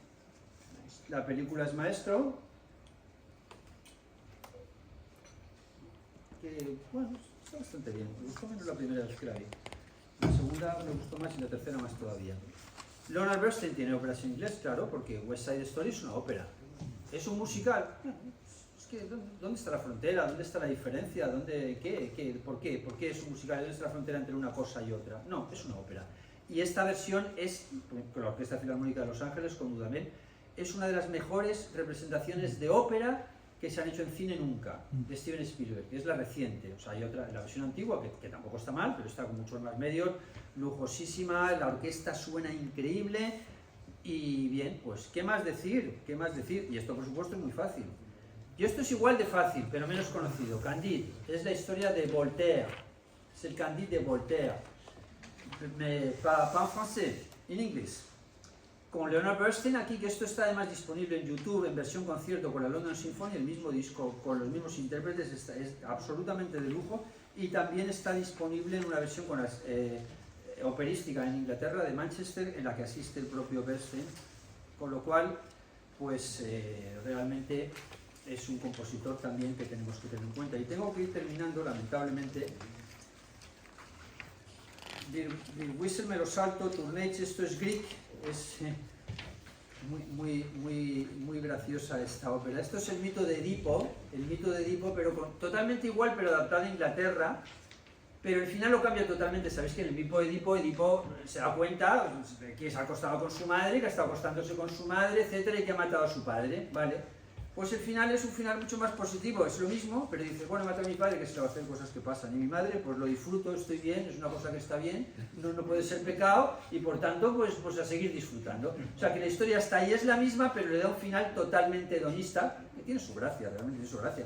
Casi me parece mejor que eso de cortarse los ojos, y al final quitarse los ojos, no sé. Eso no me ha parecido tampoco demasiado muy lógico. Al fin y al cabo el chico no sabía que era su madre, ¿no? Con lo cual, que es lo que dice también, oye, si yo no sabía que era mi madre, pues no sé, pues me está acostando con ellos estos años, lo pasamos bien, pues vamos a seguir pasándolo bien. Hasta ahí la historia es igual adaptada al Londres actual, tiene bastante gracia. Y esta es una ópera muy popular, muy fácil, palabra muy popular no es la correcta. ¿Quién es Anna Nicole? Pues Anna Nicole es una que se casó con Howard Mercer, uno de los grandes millonarios de Estados Unidos, con la diferencia que pongo ahí, 89-26. Esta es la boda, es un poquito pequeñito ahí. Ahí está el chico con 89 y la top Playboy model de 26. 63 años de diferencia. Pongo luego ahí el caso de Pau Casals y Marta Montañés, que tenían 80-20. Pau Casals es el famoso violonchelista español. Y bueno, yo he recomendado el documental que hay Soberbio sobre Anna Nicole en Netflix, que está súper bien. Y relacionado con él, uno de Epstein, porque hace serie, que es Soberbio, el documental de Epstein en Netflix, 4 horas de documental. El de Anna Nicole tiene 2. Y el documental de Juan Carlos de Prime en Scouse of Time es Soberbio. El documental es muy crítico con Juan Carlos, para los que sean monárquicos nos gustará. Y relacionado con ese, La última noche de Sandra M, que he puesto ahí de Filmin, se refiere a una chica que dejó embarazada a Juan Carlos, al parecer, cuando la chica tenía 17 años y estando embarazada la mataron tirándola de la terraza. Bueno, al parecer, ¿vale? Digo al parecer. En ese momento, en esa época, ya sabíamos que Juan Carlos estaba muy protegido por los servicios secretos. La película que está en Filmin trata de eso directamente. No dice que sea Juan Carlos, pero se deduce claramente de todo lo que dice. ¿Vale? ¿Por qué? Pues lo he traído en relación con escándalos sexuales. No me puedo extender o no me debo extender. Bien, seguimos con... Este Sades es un compositor, este es más joven que yo. No tenemos fecha de muerte y está totalmente... Me encanta haber hecho un libro sobre un compositor vivo que está en plena vigencia y que además está siendo un enorme éxito en las casas de ópera. Esta es también de un escándalo sexual, que está en una serie de HBO estupenda, que se llama Un escándalo muy británico, y es una persona de la aristocracia que se acostó pues nada menos que con 85 hombres, y en el juicio había una escena, una foto donde estaba practicando sexo oral, y no se identificaba a la persona a la que le estaba practicando el sexo oral, y fue un gran objeto de discusión en el juicio de divorcio, porque el marido pues le acusó de infidelidad, porque llevaba como Don Giovanni su catálogo de conquistas, ¿no? Entonces, pues, Don Giovanni tuvo unas pocas más, pero esta 87 llevaba en su catálogo. Y esta es una ópera sobre este tema, muy graciosa, muy bien hecha, que está también disponible en versión cine, además. Bueno, Hades, tengo que terminar con Hades, no lo puedo dejar de mencionar. The Tempest, Shakespeare, la obra de Shakespeare, fabulosa ópera de Shakespeare, obra teatral de Shakespeare hecha en ópera, nada menos que con el Met de Nueva York. Y El Ángel Exterminador, o The Exterminating Angel, que es un caso muy curioso porque es una obra de Buñuel, una película de Buñuel, que años después, es decir, en 2016, bastantes años después, Hades la ha hecho en ópera. Y está en estreno pues, en Met y en Medici, en 2 producciones, en Medici de París, Soberbio. Carter, pues aquí Carter, que es el que está en medio, este es Barenboim, en medio está Carter y este es James Levine. Pues es nada menos que su 100 cumpleaños.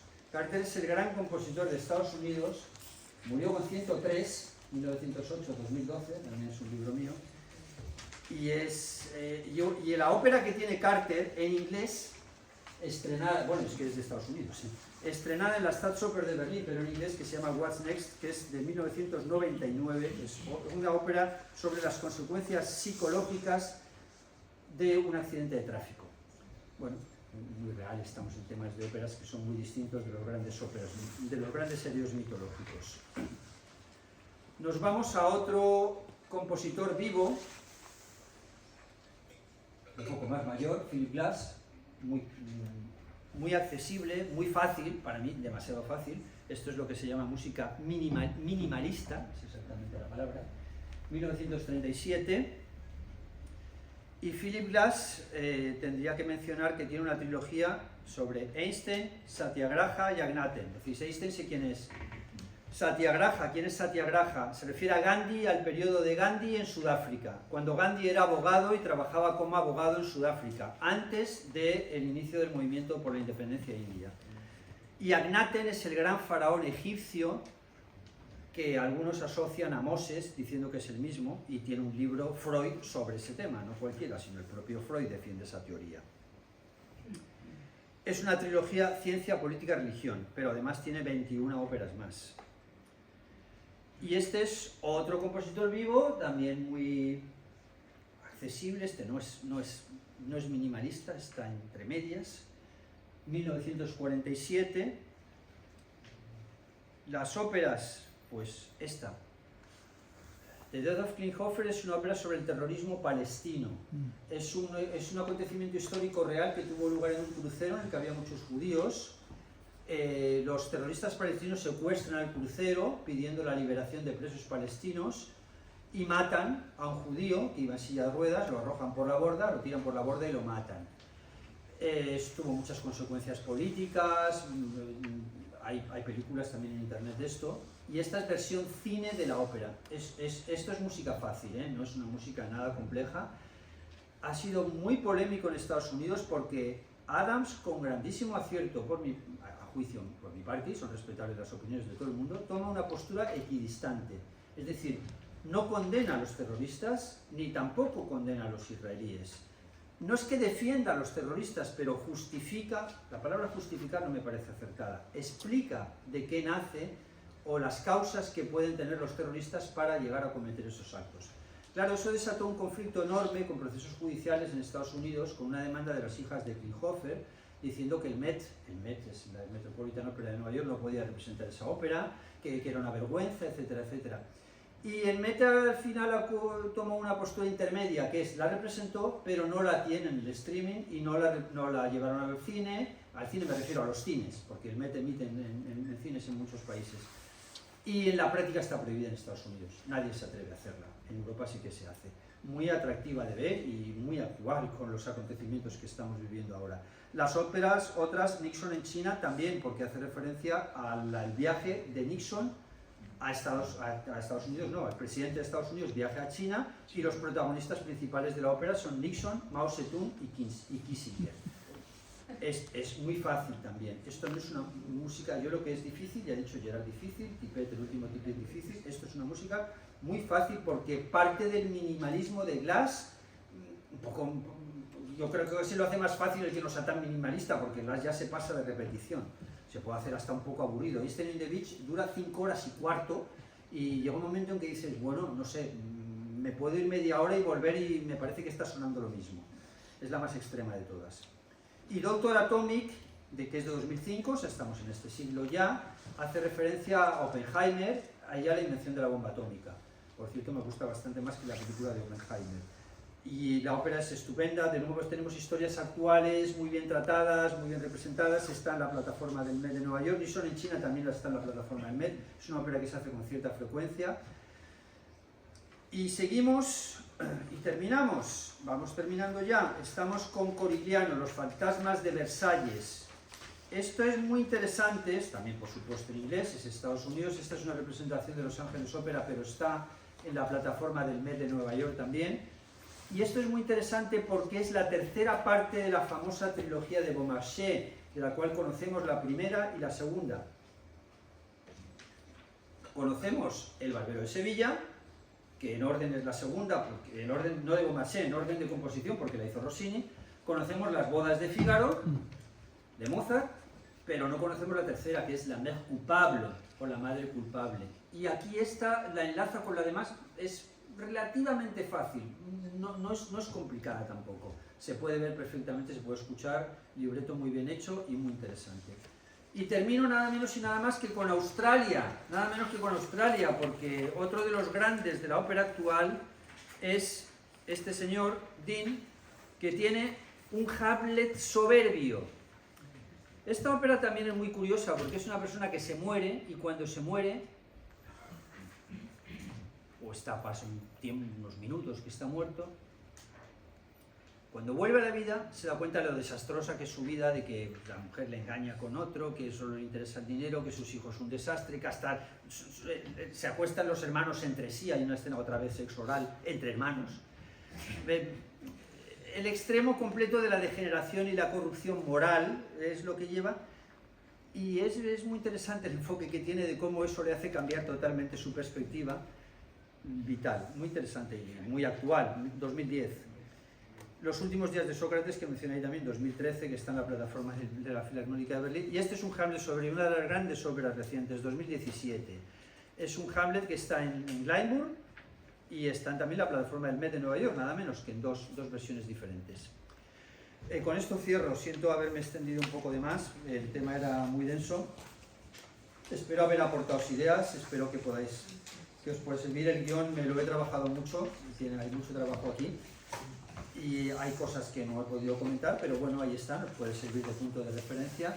Lo pasaré mañana a todos los que estáis en el grupo y pasaré también mañana a esta misma conferencia por si alguno ¿Y quiere. el WhatsApp dices? Sí, lo voy a pasar al WhatsApp. No Si no estás en el WhatsApp... Sí, estoy, pero no me ha llegado nada de... No, digo, lo pasaré mañana. Ah, vale. Si no te ha llegado hasta ahora, No. ¿te refieres de esto o de otras Lo cosas? anterior. Si no te ha llegado, vuélveme a enviar un WhatsApp porque si no, no estarás en el grupo. Si eres tan amable, tienes ahí al principio Sí. es mi teléfono. Me dices, Sí. por favor, apúntame al grupo, soy Vale. tal, soy como te llames, Gracias. perdón, no te conozco, apúntame al grupo y ya está. Vale, Yo te apunto y mañana pasaré el guión para, si lo quiero pasárselo al ordenador con el WhatsApp o lo que sea, le gusta tenerlo en papel y pasaré la conferencia por si alguien quiere repasar se lo algo. puedo pasar a un amigo. ¿Perdona? Que se lo puedo pasar a un amigo también. Sí, podéis Sí, hacer sí. lo que queráis, Sí, o sea, sí, sí, podéis sí. pasarlo a quien queráis, se publicará también en el canal de la Maison de France que está ahí. No sé si tenéis alguna pregunta, hay algo que queréis preguntar, por favor, por favor.